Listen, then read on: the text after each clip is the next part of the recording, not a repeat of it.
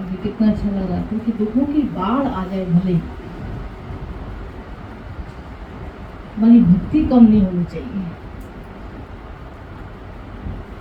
राम के दीवानों को जग के सुखों की चाह नहीं, मुश्किलों के पहाड़ टूटे पर मुख से निकलती आह नहीं। इतना अंदर से जब सत्य का संग हो जाता है, इतना गुरु से प्रेम हो जाता है, इतना अपने जीवन के उद्धार की तुम्हें ऐसी चिंता हो जाती है कि जीवन बार बार नहीं मिलेगा, मनुष्य मुझे बार बार नहीं मिलेगा, बस मेरी प्रीत परमात्मा से लगी रहे, है ना, मेरी प्रीत हरि से लगी रहे, मेरी प्रीत गुरु से बढ़ती रहे।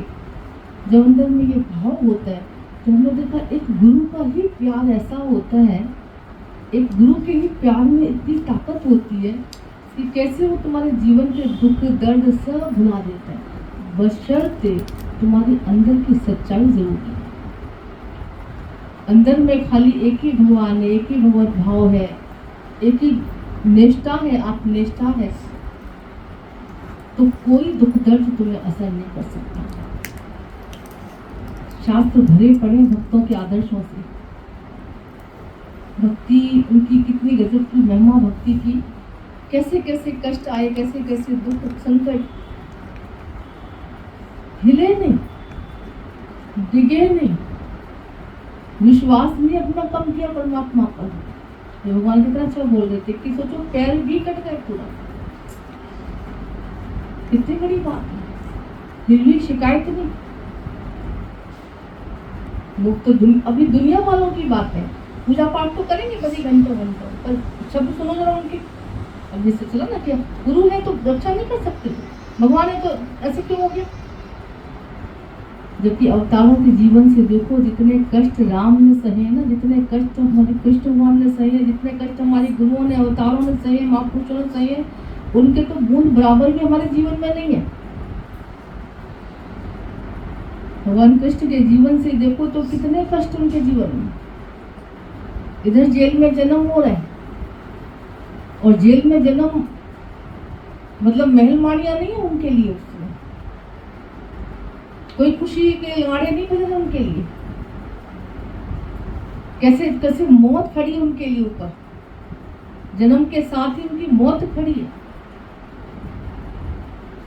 और कैसे सब भाई बंधु सब मारे गए,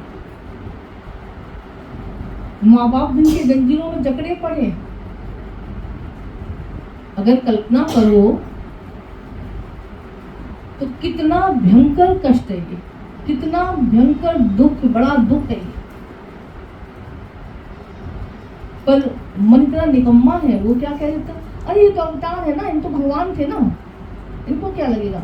उन्होंने कहा तुम भी आके बैठो तो, कला सीखो तो, तुम उसके बच्चे हो ये मानो तो कहना, तुम्हारे अंदर वो शक्ति ना आए तो कहना। तो यहाँ बैठ के हम सब नहीं बोल पाते हैं, है ना, कि वो भगवान थे इसलिए नहीं। उन्होंने कहा बैठो, प्यार करो, सत्य का संग करो, सत्य का सुमरन करो, और फिर तुमको वो शक्ति ना आए, ऐसा हो ही नहीं सकता। सारी कलाएं, सारे दिव्य गुण तुम्हारे अंदर प्रवेश ना कर जाए, ऐसा हो ही नहीं सकता। जब बच्चा कुसंग में जाके उसकी संगत को ग्रहण कर लेता, उनकी आदतों को ग्रहण कर लेता है, ना चाह के भी बुरी संगत में आके बुरे कर्म करने में मजबूर हो जाता है, ना चाहते हुए भी, तो क्या अच्छी संगत, सत्य का संग हमको वो दिव्य गुण नहीं देगा। अग्नि के पास जाओ तुमको तपन ना हो, ऐसा हो ही नहीं सकता। बर्फ के पास जाओ तुमको शीतल का नाम मिले, ऐसा हो ही नहीं सकता। गुरु भी कहते सत्संग में आओ, सत्य की शक्ति ना महसूस हो तुम्हें, ऐसा हो ही नहीं सकता। सत्संग में बैठो और ताकत, भक्ति, दुख सहने की शक्ति तुम्हें ना मिले, ऐसा हो ही नहीं सकता। तो जो कुसंगत असर डाल सकती है, तो सत्संगत असर नहीं डालेगी। कुसंग में रह के हम ये बोलते ना, अरे भगवान ने हमारे साथ किया ही क्या है। मन जब संसारियों का संग करता है, देह का संग करता है, तब ये हरकतें करता है ना, तब ये दोष आरोपण करता रहता है। और दोष कुसंग का एक रूप है, दोष देखना कुसंग का एक रूप है। हमेशा तभी गुरु ने हम सबको कितना कितना ऊंचा ज्ञान दिया। सच में बोले किसी के गुण और दोषों में ना जाओ, बोलो हे भगवान शक्ति करके देखो, तत्व करके देखो। क्षण क्षण में आत्मा भूलती, क्षण क्षण में अज्ञान आता है। किसी को देखते अच्छा ऐसा ये ऐसी, ये अज्ञान ऐसा। भगवान को देखो, भगवान आया, हे भगवान, हे भगवान। कितनी तुम्हारी आंखें पवित्र हो जाती है भगवान का दर्शन करके। ये आंखों में कहते हैं प्रकाश हो जाता, चमक आ जाती है। भगवान कितना अच्छा बोल देते कि भक्तों के चेहरे पे नूर झलकता है। हालात चाहे कैसी भी आए उनके ऊपर, परिस्थितियां चाहे कैसी भी आए, फिर भी चेहरे की उदासी मायूस उनको उनके अंदर से नहीं देख पाओगे, चेहरे पे नहीं देख पाओगे। गुरु ने कहा हमेशा भगवत भाव में रहना, आत्म दृष्टि में रहना है, आत्म शक्ति का दर्शन करना है। जब भी नजर इधर उधर जाए बोलो हे भगवान, हे भगवान, हे भगवान। हम देखते थे पहले गीता के सार पढ़े जाते थे लोग ना, सार पढ़ने बड़ा मजा आता था। फलाने अध्याय का सार ये है और ये पढ़ लो। कहानियां, जैसे एक कहानियां हैं, कहानियों को पढ़ने बड़ा मजा आता है। अब गीता के 15वें अध्याय का, 17वें अध्याय का या 7वें अध्याय का कोई महात्मा पढ़ भी लिया, मान लो कहानी सुन भी ली, और जब तक उस अध्याय को तुमने जीवन में नहीं उतारा तब तक तो उद्धार नहीं हो सकता।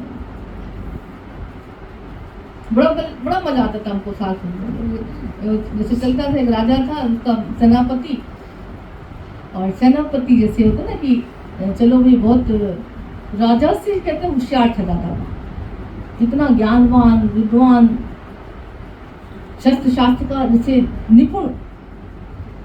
तो अब अहंकार आने में देर थोड़ी लगती है, एक सेकंड में आता अहंकार कि राजा क्या है, मैं तो राजा से भी ज्यादा होशियार हूँ, राजा तो मुझे होना चाहिए, इसको क्यों ना गद्दी में बिठा दिया, इसके पास क्या लायक है।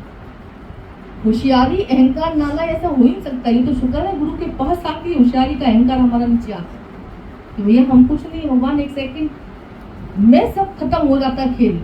एक एक्सीडेंट हुआ और सब तुम्हारा दिमाग, तुम्हारा शरीर, तुम्हारी सुंदरता, तुम्हारा पैसा सब स्वाद, एक सेकंड खाली बस सब खत्म। ये रूप संसार का माया का गुरु दिखाता हमको। तो बोले उसको भी अहंकार आया कि अरे ये राजा मेरे से कम है, मैं राजा बनता फिर। अब उसके अंदर इतना अहंकार आता ना, तो अहंकार इतना गंदा भी, कितना भगवान बोल रहे थे कि गुरु पे भी लांछन लगाने के लिए ये करने के लिए सोचता, उस पर भी 1000 अवगुण निकाल देगा, उसके भी दोष निकाल देगा, उसके लिए भी कर्म बना लेगा, पाप कमा लेगा उसको लेके। और ये पाप ही होता है।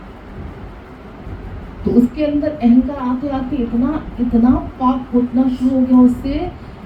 एक बार उसके अंदर ये आ गया कि मैं ना मार ही डालूंगा इस राजा को, कैसे ना कैसे राजा और राजकुमार दोनों को मार के मैं गद्दी पे बैठूंगा, मौका मिलते ही मैं इसको मार दूंगा। सिर्फ सोचा भर था उसने।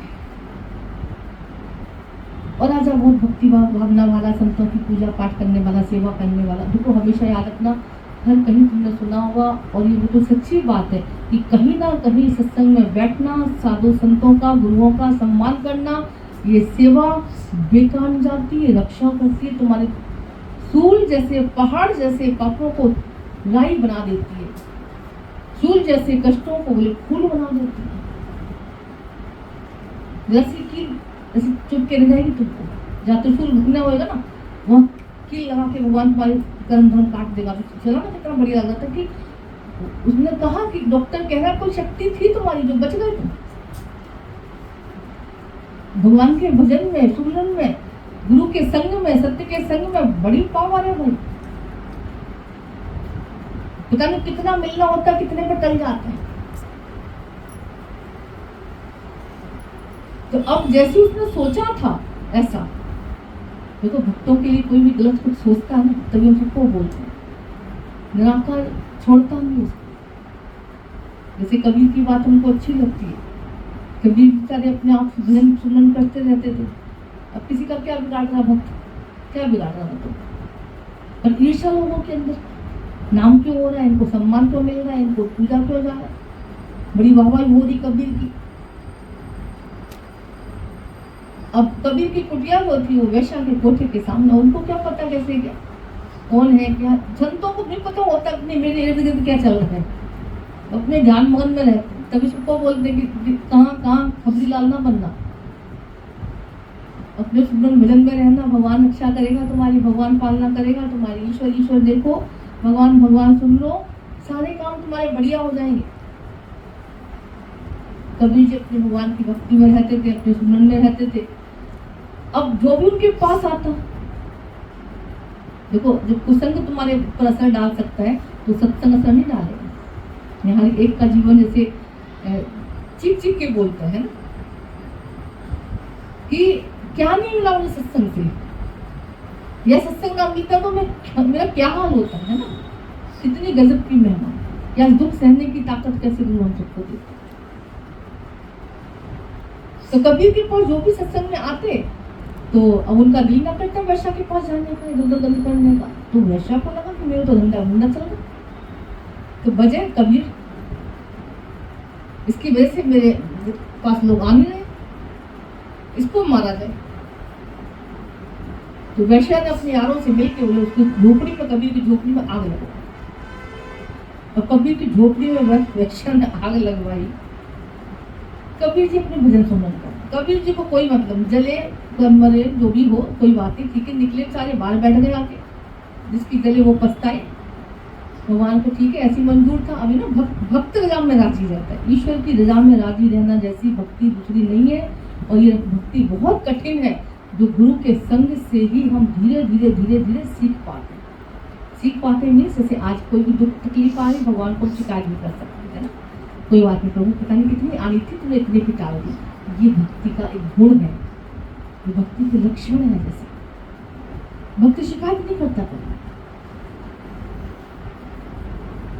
पर वैश्या को बड़ी शिकायत थी। उसके यारों से मिलकर अपने कबीर की झोपड़ी में आग लगाई। कबीर जी सारे बाहर निकल आए, बोले कोई बात नहीं प्रभु, जैसे ये भी तेरी लीला, वाह भगवान अग्नि रूप में प्रकट हो गए आज तो मेरे घर में। महिमा देखो जी, कोई शिकवा शिकायत नहीं किसी की। अब वो आग की लपटें ऐसी बड़ी कि वैश्या के कोठे तक पहुंच गई। आप तो ऐसे कल एकदम वो कर्टन उसके जलने लगे, धू करके उसकी झोपड़ी से आग फैली महल में। और जैसी जली वो तो लड़ने आ गई। कबीर जी तुम ये क्या कर रहे? कबीर जी क्या कर रहे? सुमन कर रहे, भजन कर रहे, और कबीर जी क्या कर रहे? देखो तुम्हारी कुटिया की आग तुमने मेरे महल में लगवा दी। कबीर ने कहा मैंने तो कुछ ना किया। अब फिर कबीर जब कबीर ने ध्यान से देखा, बोले अरे ये तो यारों का झगड़ा है। कबीर ने कहा मैंने कुछ नहीं किया भाई। बोले फिर? बोले ये तो यारों का झगड़ा, तेरे यार ने मेरा घर जलाया, मेरे यार ने तेरा घर जला दिया। मेरा यार मेरा परमात्मा, मेरा ईश्वर, मेरी इससे दोस्ती है। तो ये तो यारों का झगड़ा।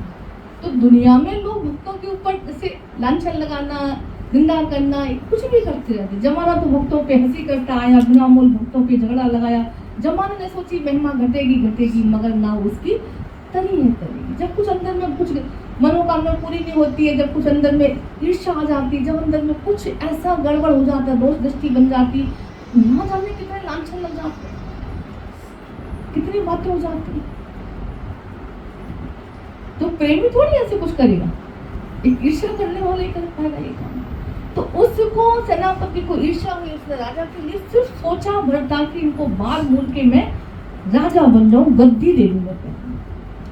इतने में भगवान अपने भक्तों की रक्षा करता है। देखो कैसे लगता है, ऐसी उसको ऐसी बीमारी हो गई सेनापति को कि उसकी मौत ही हो गई उस बीमारी में। और कहते हैं जैसे उसकी मौत हुई तो उसका जन्म हुआ घोड़े के रूप में। घोड़ा बना, बड़ा सुंदर घोड़ा बनाया गया भगवान ने, बड़ा सुंदर घोड़ा बनाया। कोई भक्तों के संग रहने की भी बड़ी महिमा हो जाती है। ये साथ संगत संतों के संग रहने की बड़ी गजब की महिमा होती, कितने पाप नष्ट हो जाते। बहुत महिमा गजब की है भगवान के भक्तों की। तो इतना सुंदर घोड़ा किसी वैश्य ने ऐसे खरीद लिया उसको। वैश्य ने खरीदा तो उसने कहा तो राजा के पास जाना चाहिए, राजा के पास जाना चाहिए। अब राजा तक पहुंचा वो घोड़ा, उसी राजा के पास पहुंच गया, खरीद लिया बड़े अच्छे दामों में, सवारी हो रही है। सवारी करते करते जंगल की तरफ पहुंच गया और जंगल की तरफ जैसे पहुंचा एक पहाड़ी कोई थी, तो राजा घोड़े को ऐसे खड़ा करके पहाड़ी पे चढ़ने लगा। कहते वो पहाड़ी पे जब वो चढ़ा राजा, तो वहां से कोई पत्ता कोई पेपर ऐसे उड़ता हुआ आया।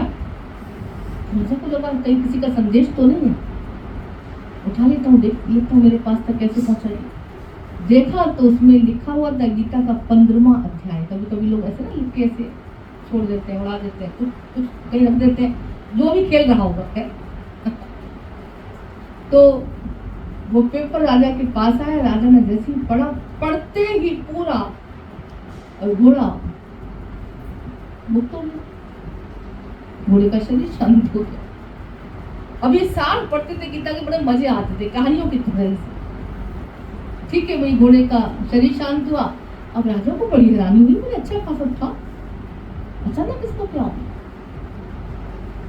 पर वो जो पहाड़ी पे चढ़ रहा था उसने कहा मैं चढ़ के देखूंगा आगे क्या कैसे गया। तो आगे देखा इतनी बढ़िया खुशबू आ रही है, इतना बढ़िया आश्रम, इतना मनमोहक आश्रम देख के उसको लगा कि अरे यहाँ तो कोई फिर साधु संतों का वासा डेरा संत, क्योंकि वो भक्त था, जैसे भगवत प्रेमी था।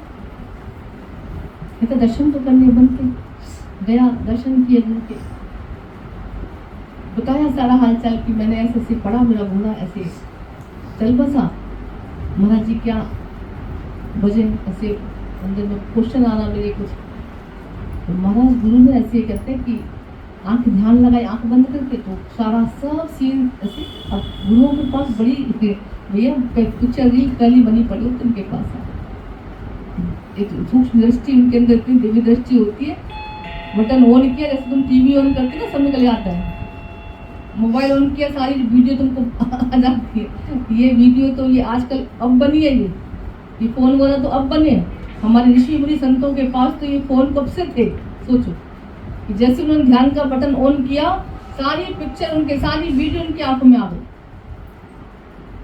बता दिया सब। ऐसे ऐसी है तुम्हारा ही सेनापति, तुमको मारना चाहता था, भगवान तुम्हारी रक्षा की, तुम सच्ची हो, सरल हो, भक्त हो, ईश्वर ने तुम्हारी रक्षा की, इसी की बुलाई इसी के ऊपर चल गई, चला गया, तुम्हारा संग था, घोड़ा बना, ये कैसे ना कैसे युक्ति हुई इसकी। गीता के 15वां अध्याय जैसे तुमने वाचा, इसको मुक्ति होता, मुक्ति होता। अभी हम कहानी सुनते थे, पढ़ते थे कभी, पर जब सार में इतना दम है कि मुक्ति हो गई घोड़ी, तो गीता के 15वें अध्याय में कितनी ताकत होगी। और 15वें अध्याय का सार क्या है देखो तो, ये कैसे वो एक पीपल का पेड़ है जिसकी जड़ें ऊपर है और पेड़ नीचे की तरफ उल्टा लटका हुआ, जैसे फैला जा रहा, वृत्तियां उसकी फैली पड़ी। बोले जीव, ये जीव है, यहां से प्रकट होता है सब। संसार में संसारी कैसे फैलते हैं, किसी के अंदर वासना, कामनाएं, सारी इच्छाएं, शादी विवाह के सारे गुण जैसे ख्याल कहाँ चलते हैं, यहाँ से उत्पत्ति होती है ना, जड़ ये ना सारी। आंख देखेगी किसी को, ख्याल चल जाएगा, हाँ कितना अच्छा है, काश से मेरी शादी हो जाए, चलो ठीक है हो गई शादी, फिर चलो बच्चे पैदा करते हैं, चलो फिर घर बनाते हैं, फिर बिजनेस करते हैं, यहाँ से उत्पन्न हो ना, ये जड़ ये उल्टा लटका हुआ, फिर पत्ते, जड़। भगवान ने कहा ये फैला हुआ है, फैले जा रहा है, फैले जा रहा है, था नहीं इसकी कोई, पर ये कट सकता है। ईश्वर का बोलना है, कृष्ण का बोलना है, ये पेड़ को तुम काट सकते हो, मिटा सकते हो, कैसे? बोले वैराग्य की आदि से इसको काट सकते। अब वैराग्य कैसा? वैराग्य माना किसी नाल राग नहीं, किसी नाल द्वेष नहीं। अब हम लोग कितने भाग्यशाली, हम लोग कई बार बहुत बार से अंदर से रोम रोम से गुरु के शुभान निकलते हैं कि जो स्थिति आज ग्रस्त में रह के गुरु ने हम सब की बनाई है, आज कैसे हम सब सुख दुख में भगवान के शुक्राने गा पाते हैं। सुख दुख में उपराम हो पाते हैं, मान हानि में उपराम होता, मन उपराम रहता है, लाभ हानि में मन उपराम रहता है, मान अपमान में मन उपराम रहता है, जीवन मरण में मन उपराम रहता है। अंदर में कहीं कोई शिकवा शिकायत नहीं रहती किसी के लिए, आ भी जाए तो तुरंत अपने मन को मोड़ना आ गया। ये संतों की स्थिति तो होती है। आज अपनी गलती को महसूस करना आ गया, गलती माननी पकड़नी आ गई, कितनी बड़ी कृपा है। ये अंदर जो जड़ उपज रही है, बढ़ावा दे रही है विकारों को, इसको देखना आ गया, ये कितनी बड़ी बात है। उठा के वैराग्य की आदि से इसको काटना शुरू कर देते कि नहीं, जो गुरु ने कहा ना वो सही है, जो तू बोल रहा वो सही नहीं है।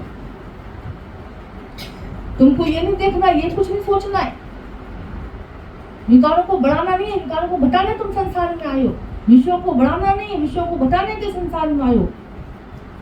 ये रस विषय रस विष के समान है, इनको बढ़ावा नहीं देनी है, इनसे मुक्ति पाने के संसार में आयो। मनुष्य जीवन का जैसे गुरु ने हमको सार समझाया, मतलब समझाया, धीरे धीरे धीरे धीरे आज संसार वही है, शरीर वही है, धर्म प्राणी कर्म प्राणी सब वही है, और फिर भी आज कितनी कितनी गजब की महिमा भगवान के प्यार की कि हम सबको वैराग्य की आदि देके बोले गृहस्थ में रहो, घर में रहो, बेशक से संसार में रहो भले ही चाहे, पर अंदर कुछ सच ना समझ लेना, अपना ना समझ लेना, फंस मत जाना, अटक मत जाना, बेईमानी नहीं करना, चोरी नहीं करना। अभ्यास करना हम सबको किस चीज का, कि भगवान सब तेरा है, तेरा था और तेरा है। ये बात सच्ची है, सही है कि नहीं? कबीर जी क्यों मस्त रहे? क्योंकि कबीर जी ने पहले ही बोल दिया कि भगवान सब तेरा ही है ना। और दृष्टि भगवत भाव की थी, जो बोले वाह भगवान सुख में तुम्हें चमक रहे। कितना विश्वास था कि सबको जल भी जाएगा तो भी मुझे पता है जो श्वास देगा वो ग्रास देगा। हम तो इतना भर भर के रखा हुआ घर में होता हुआ भी ना, एक ग्रासी चीज भी इधर उधर हो जाती तो लगता क्यों हो गई भगवान, तुमने क्यों बिगाड़ दिया मेरा, क्यों ले लिया मैंने, क्या बिगाड़ देगा। कितना अंदर में चलता, आज चलता भी है ना, पर मन आ भी जाता है, मान लो ख्याल आ भी जाता है, तुरंत वैराग्य की आदि से तुम काट दो। इतना गुरु का प्यार सच्चा, अच्छा इतना सच्चा गुरु का ऊंचा ज्ञान। बोले इसको काटो, जब तक तुम इसको काटोगे नहीं मुक्ति नहीं पाओगे, इसकी जड़ को काटोगे नहीं जब तक मुक्ति नहीं पाओगे। यहाँ से कितने कर्म बनते हैं, देखो यहाँ से ही पाप बनते हैं। ये जड़ है ना, ये टहनियां पत्ते फल ये सब यहाँ से चलता है सारा खेल। गुरु यहाँ से हमको मुक्ति करना सिखाता है।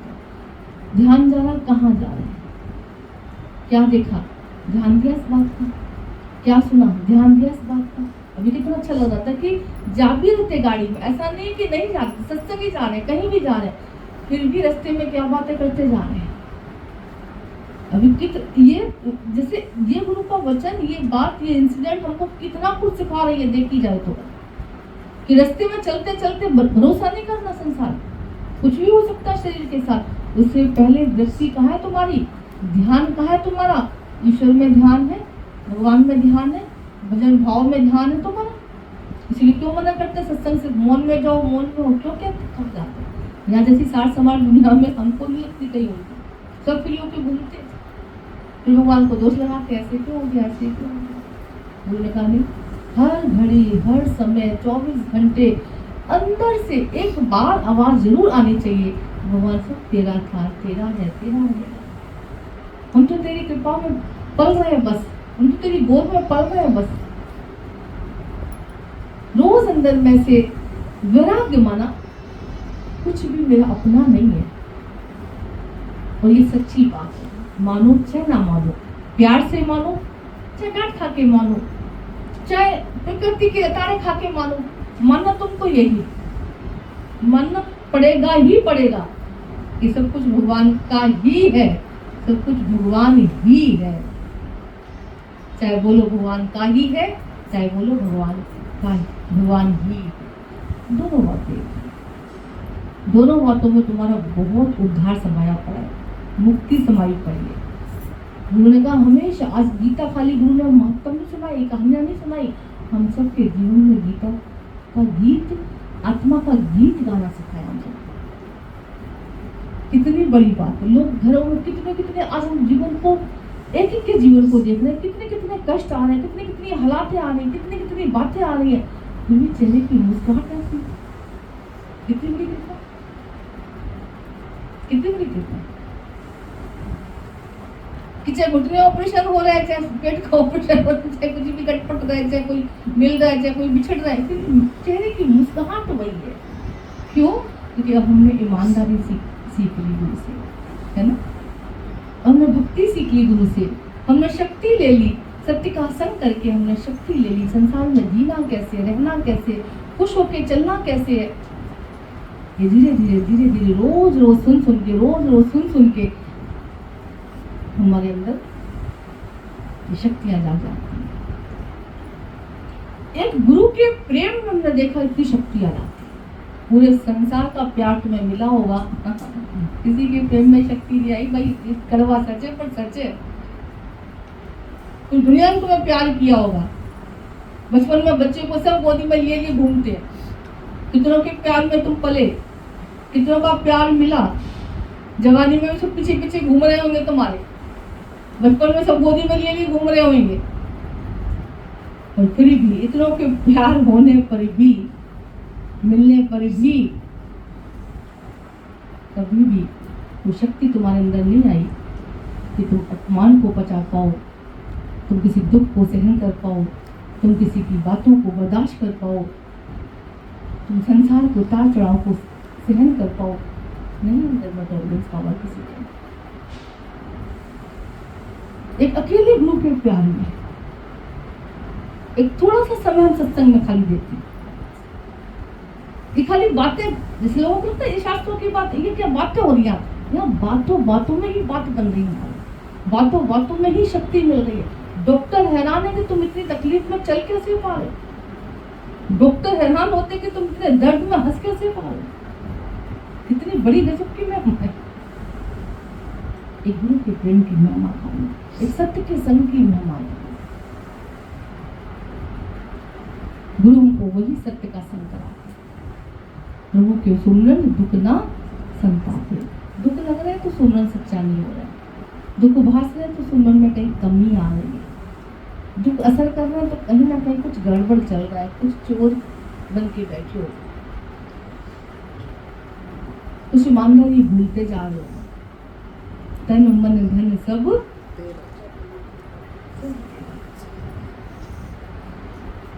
भक्तों को तो तकलीफों में भी गिरावट का एहसास होता है।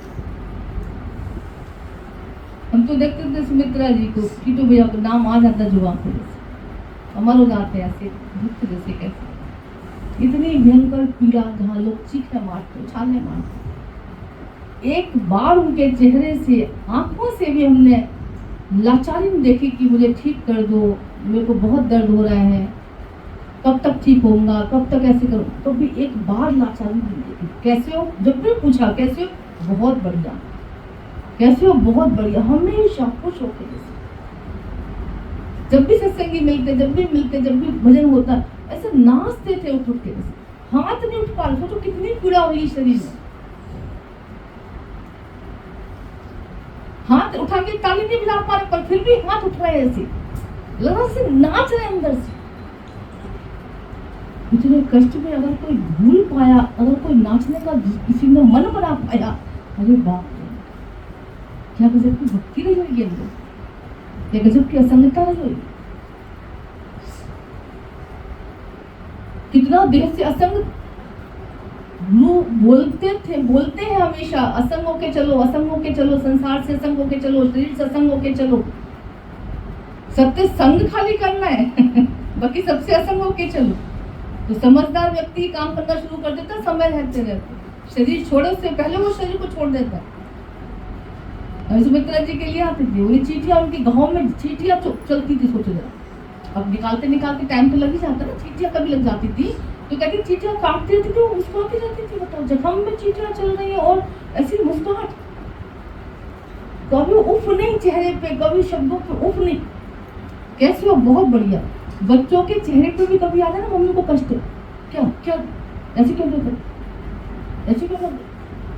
कितनी बड़ी बात, कितनी बड़ी महिमा। तो प्रभु के सुंदर दुख न संताप, इसीलिए गुरु कहता है एक निष्ठ भक्ति, एक भगवान से प्यार, एक अंदर सत्य का संग। 24 घंटे तुम किसका ध्यान कर रहे हो, किसका संग कर रहे हो? जरूरी नहीं गुरु बाहर से खाली तुमको संग रहे हमेशा। महीने तक हम नहीं मिलते थे, कभी हम देखते थे, फिर भी उनकी स्थिति, जब भी फोन करते थे, जब भी बात करते थे, कभी कैसी हो? बहुत अच्छे। भैया के पास आप कैसे हो? बहुत बढ़िया। कोई कष्ट, कोई दुख? ना, कोई कष्ट नहीं, कोई दुख नहीं। मुक्त हो? हाँ। खुश हो? हाँ। ऐसी पूजा में कौन बोल पाए? और ये प्रत्यक्ष हम सब ने देखा, पूरे घर में देखा।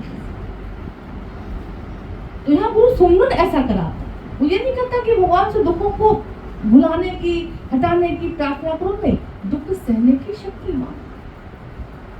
राधा, मीरा, नरसी जैसे दुख सहने की शक्ति दो। विचलित ना हो पथ से भगवान, मुझको ऐसी भक्ति दो।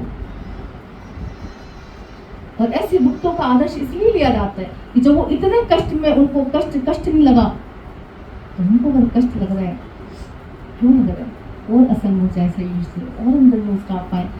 दर्द अपना काम कर रहा है, शरीर अपना काम कर रहा है, मन अपना काम कर रहा है, मैं तो इन सबको देखने वाला हूँ, मैं तो इन सबको देखने वाला हूँ। कैसे गुरु हमको उस सत्ता से, उस सत्य से, जो देख रहा है वो ही सत्य है, जो दिख रहा है याद रखना वो सत्य नहीं है। मनुष्य की तकलीफ का जो कारण है वो है कि वो जो देख रहा है उसको, जिसको जो दिख रहा है वो उसको सत्य मान लेता है, जो नहीं दिख रहा है, जो देखने वाला है उसको नहीं समझ पाता, उसको नहीं पकड़ पाता, वहां तक नहीं पहुंच पाता।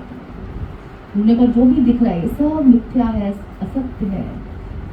और जो जिसके सदके देख रहे हो तुम, तन को भी, मन को भी, धन को, जन को, जगत को, जिसकी सत्ता से देख रहे हो वो आत्म सत्ता ही सत्य है। सिर्फ अपना ध्यान पूरा बार बार उठा के, क्यों गुरु कहता है नाम की बात नहीं करो, क्यों गुरु कहता है तेरी मेरी की बात नहीं करो, निंदा प्रचार नहीं करो, इधर उधर की, क्यों संत लोग कभी भी देखना मौन में क्यों जोर देते हैं, क्यों मौन रहने के लिए बोलते? क्योंकि मुख से जब भी बोलोगे, जगत बोलोगे, संसार बोलोगे, तेरी मेरी करोगे, और इनसे तुम्हारा भला नहीं होने वाला दूर दूर तक। बुरा तो होएगा, भला नहीं हो सकता। बुरा से मीन्स कर्म बनेंगे, गुण दोष में पड़ोगे, निंदा चुगली कर सकते हो, है ना। अभी कोई भाग्यशाली होते हैं, हम कितने अच्छे, हमको बहुत अच्छा सच मिल गया, कितना बड़ा आदर्श है कि रास्ते में चल भी रहे तो कौन सी बातें कर रहे हैं, बोले भजन भाव कर रहे हैं, है ना। गुरु भी कहते जब भी 4 लोग बैठो, जब भी घर में बैठो, जैसे भी बैठो, भगवान का भक्ति भाव में रहो, भजन भाव में रहो। तेरी मेरी बहुत कर ली संसार में, इधर उधर की दाम की बातें बहुत कर ली, बहुत निंदा चुगली कर ली, बहुत नाम रूप देख लिया, बहुत इसके घर की उसके घर की कर ली, क्या मिला के, क्या मिला? कर्म बन गए। तो गुरु हमको कितनी करुणा करके, सच में हमको लगता है गुरु की एक एक वचन में, एक एक शब्द में उसका कितना प्यार होता हम सबके लिए है। गुरु जैसा परम हितैषी, उसके जैसा प्यार करने वाला कौन है? हमारे जीवन को उद्धार करने वाला कौन है दुनिया में? बिगाड़ करने वाला तो हर कोई मन के सही, बर्बाद करने वाला तो हर कोई। हम भी अपने मन को कैसे मान के चले जा रहे। भगवान जो कह रहा है उसकी नहीं मान रहे। गीता में कहा है कि जो मुझसे सुन लेता है, मैं तो बैठा हूँ सबके अंदर सवार होके, जैसे सवार बैठता ना गाड़ी में। आज तुम ऑटो में बैठो, गाड़ी में बैठो, और ड्राइवर जैसे तुम बैठो, अब तुम बता दो ना डेस्टिनेशन तुम्हारी कहाँ तक पहुँचना, तुम बोलोगे ना उसको कहाँ तक जाना हमें। या बैठ गए, चलो बैठ तो गई जी, यहाँ ले जाओ, चलो जहाँ ले चलोगे वहाँ ले चलूंगा ऐसे थोड़ी बोलते, उसको बोलते हो मेरे को यहाँ जाना, वो पहुँचा देता तुम। और तुम बैठे हो और वो चला ही जाना, पता नहीं कहाँ लेके जाएगा, क्या करेगा तुम्हारा, कुछ नहीं पता। भगवान कहता मैं भी बैठा हूँ और मैं बोल रहा हूँ इसको कि भैया इधर नहीं, ऐसे नहीं, ऐसे कर, ऐसे नहीं, ऐसे चल। कभी देखना आत्मा की आवाज बहुत सूक्ष्म होती है, बहुत धीमी होती है। तभी संत लोग हमेशा बोलते हैं मौन में रहो, मौन में। जब मौन होता है ना, जब शांत होता है, मौन होता है, तब कोई किसी की आवाज़ को सुन पाता, ध्यान दे पाता। तो ईश्वर की आवाज़ बहुत धीमी होती है। जब वो बोलता है ना और तुम शांत होते हो जब संसार से, तब उसकी क्लियर तुम्हें आवाज़ सुनाई पड़ेगी। माना अंदर से हर एक को सुनाई तो पड़ती है कहीं ना कहीं, पर उसकी आवाज़ को दबा देता है। हर पाप करने वाले व्यक्ति को भगवान एक बार बोलते हैं कि ये गंदा काम है, ये गलत काम है, ऐसा मत सोच, ऐसा मत कर, साइड हो जा। तो अब वो छुपके कर रहा है।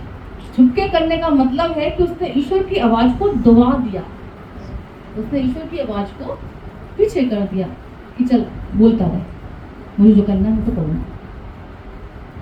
छुपके करने का काम मतलब है कि तुमने परमात्मा की आवाज़ को दबा। अब भगवान की तुमने सुनी नहीं, मान लो वो बोला, उसने तुमने नहीं माना, अब क्या करेगा? छोड़ देगा, जा मर जा। अब कोई लोग कहते भगवान ही सब करवाने वाला है। अगर बड़ी लोग मनुष्य बड़ी चालाकी से चलते हैं, भगवान तो करवाता सब कुछ। मैं पाप कर रहा हूँ, भगवान तो कर रहा है। मैं शराब पी रहा हूँ, भगवान तो कर रहा है। मैं गंदे काम कर रहा हूँ, भगवान तो कर रहा है। उन्होंने कहा ठीक है, चल भगवान ही कर रहा है, चल तेरी बात ऊँची कर दी, भगवान ही कर रहा है। पर जब काला मुंह करके तुम्हें बिठाया जाता है गधों पे, जेल में तुम्हें बंद करवाया जाता है, जब सबके सामने तुमको ऐसे जलील करा जाता है ना, फिर काय को पुकारते हो भगवान बचाओ, फिर क्यों भागते हो? बोलो भगवान ही कर रहे, ये भी भगवान से आ रहा है। वहां मनुष्य भी चालाक क्यों जाता, वहां चालाक क्यों जाता मनुष्य? तो ये सच में ये कितनी अज्ञानता हम सबके अंदर भरी थी। कैसे गुरु हमारी बातों को पकड़ पकड़ के ना निकाले, ना ऐसे ना ज्ञान समझाए, तो हम सब यही उसी में पड़े हुए कि गलत काम तो भगवान ही करवा रहे हैं।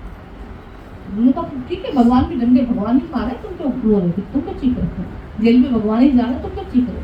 जलील भी भगवान ही हो रहा, मन भी उसी का हो रहा, तुम क्या मर रहे हो? नहीं, भगवान आवाज दे रहा है, ये गलत है, इस ओर चलो, इस ओर चलो, ये आप इशारा मिलता है। भगवान के सच्चे भक्तों को पल पल पे इशारा मिलता है। और जो ईश्वर का कहना मान के चल पड़ते हैं कि भगवान मेरे रथ पे, मेरे जीवन रूपी रथ पे तू सवार है, तू बैठा है, तू जहाँ ले जाएगा, तू जैसे कराएगा मैं वैसे करूँगा। वहाँ याद रखना, ईश्वर कभी गलत काम नहीं करवाता। ये तुम्हारी आसक्ति करती है, तुम्हारी वासना करती है, तुम्हारा विषय रस करता है, तुम्हारी सुख बुद्धि करती है, जो सत्संग में बैठ के ही सिर्फ निकल सकती है, और कुछ चाला नहीं। इसीलिए क्यों भाग्यशाली समझा जाता है जब उसको सत्संग मिल जाता है। क्यों बोला जाता है जिसको जीवन में मिला सत्संग है उसको हर घड़ी आनंद ही आनंद है? क्यों बोला जाता है? क्योंकि सत्संग में ही तुम्हारी जीवन की लगाम गुरु कसना सिखाते हैं। विकारों की दौड़ जो हो रही है वो उसको रोकना सिखाते हैं, परमात्मा की आवाज़ को सुनना सिखाते हैं।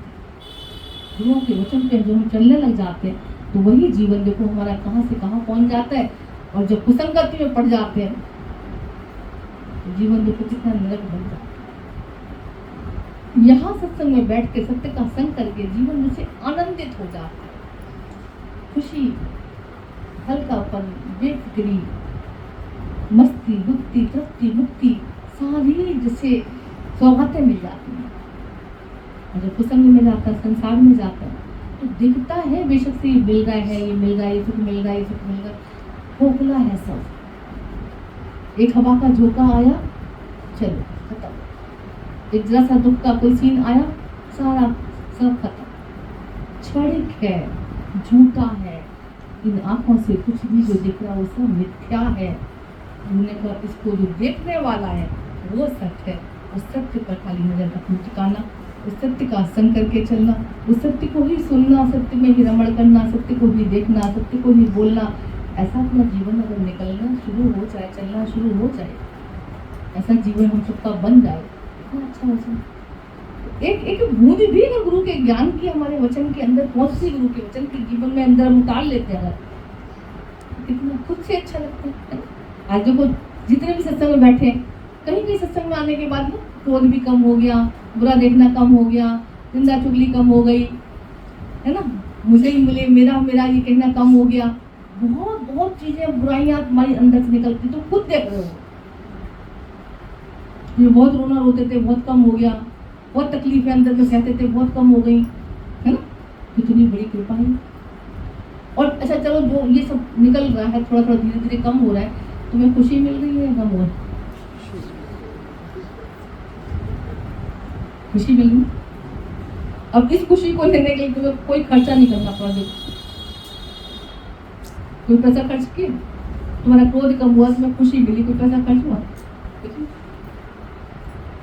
सत्संग में बैठ के ही सच्ची खुशी हम ले सकते हैं, वरना दुनिया में खुशी जहाँ दिख रही है पता नहीं कब तक है। जिस खुशी को हम ढूंढ रहे हैं, ढूंढ ढूंढ गया हार देखा पागल सब संसार। लास्ट में सिवाय आंसुओं के, सिवाय धोखे धक्के के, सिवाय पीड़ा के और कुछ भी नहीं है संसार में, मत भूल जाना। ये संत, ये सुपर्णखा का रूप ना संत कोई पता दिखता है, खाली राम जैसा लक्ष्मण जैसा कोई देख सकता है। इसका सुंदर रूप दिखाई तो पड़ रहा, बाहर से बहुत सुंदर है सुपर्णखा। ये तो कह रही थी, तुम सम पुरुष न मोह सम नारी। तुम जैसा कोई पुरुष नहीं है सुंदर संसार में, मुझ जैसी कोई सुंदर नारी नहीं है। विधाता ने हम दोनों की जोड़ी बढ़िया रची। आओ भगवान, भगवान अब वो बाहर से थोड़ी देखता है, अंदर वाला अंदर देखता है पहले। ऊपर वाला ढंग से तुम्हारे ऊपर कोई देखता है, तुम्हारी हाइट कितनी है, ऊपर वाला ऊपर वैसे नहीं देखता, बाहर शरीर से नहीं देखता, पर अंदर की हाइट ऊंचाई कितनी है भगवान फिर अंदर देख रहे हैं। ऊपर बढ़िया सुंदर बन के तो आइए, पर है राक्षस है ना।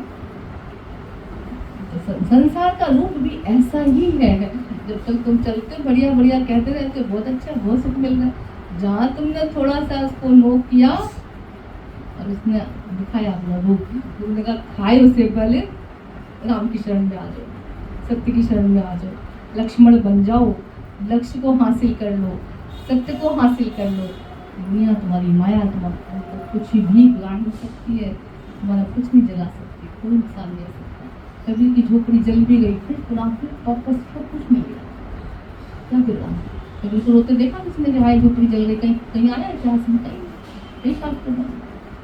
एक सेकंड में सब भगवान खड़ा हुआ, जैसे महल खड़ा कर दिया, तो चला ना हरिश्चंद्र का सब कुछ चला गया, खड़े खड़े सब बसे राजा रानी कैसे भगवान ने बना दी, सब पुनः बसे महल मिल गया, सब कुछ हो गया।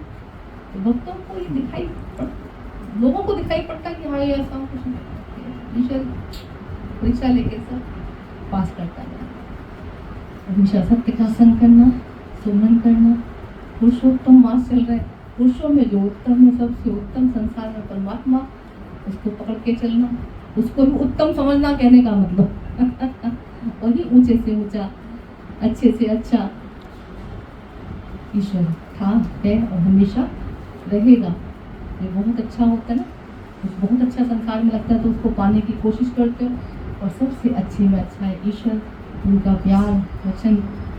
दुनिया में इससे अच्छे हमें दुनिया में कुछ नहीं लगता, सच बताए, वरना तो सब झुकना जा रहा है। अभी दिख रहा है, अभी सब